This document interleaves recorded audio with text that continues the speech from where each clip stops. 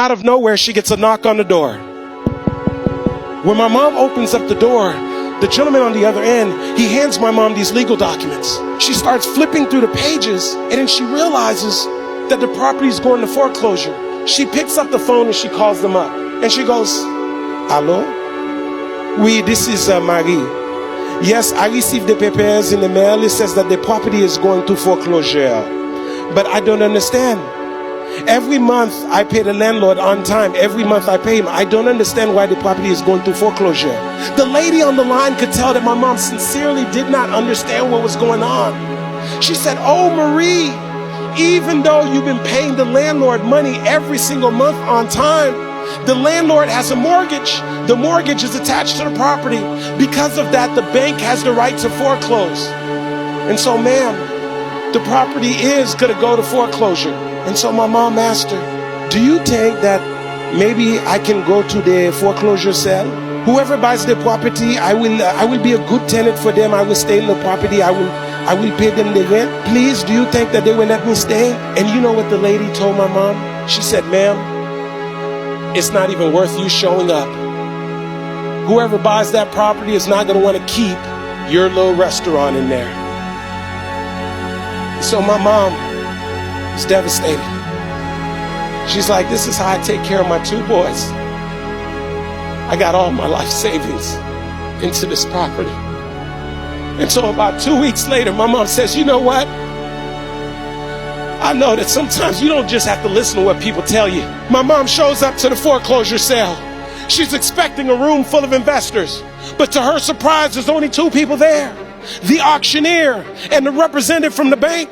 Now, before my mom could realize what's going on, the auctioneer steps up to the podium. He says, "Ladies and gentlemen, we're about to start the bidding process on 540 West Atlantic Avenue. If you're here to bid on the property, please raise your hand." And so naturally, the representative from the bank is standing over here. She raises her hand. My mom, who had no intentions on bidding on the property, doesn't even know how this thing works. My mom decided to take an act of faith and raise her hand. The auctioneer said, "Very well, we're going to start the bidding process at 30,000. Can I get a 30,000? The representative from the bank is standing here, says 30,000. My mom's still in the game. No money. 35,000. It gets over here to the bankers. That banker says 36,000. This goes on and on. Now they're in the 40s. Now they're in the 50s. Now they're in the 60s. Now they're in the 70s. It gets over here to the banker. That banker says 76,000. Now my mom's like, "I might as well have some fun. I don't have any money anyway. We must be playing with some Monopoly money."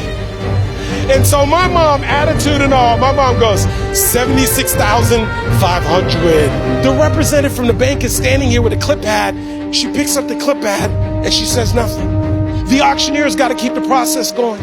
He goes 76,500 going once, no answer. He goes 76,500 going twice, no answer. He goes 76,500 sold to who?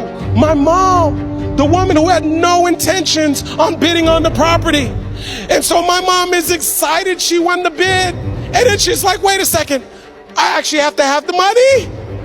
And so they told her, "You got 30 days to come up with the money." And so my mom would go home.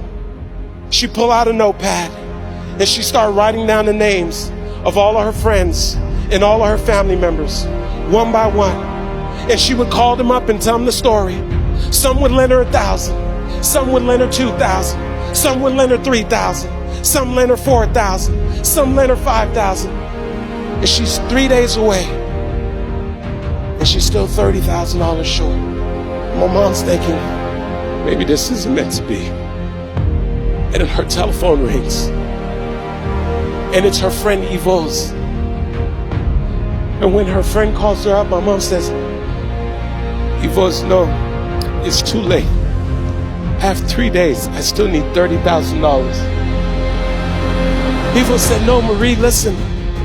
I know you've been calling us. But me and my husband, we've been saving up money to buy a house. We heard you call us. We heard the voicemails. Right now, we've saved up $30,000. We prayed about it. We talked about it. And we want to lend you the $30,000.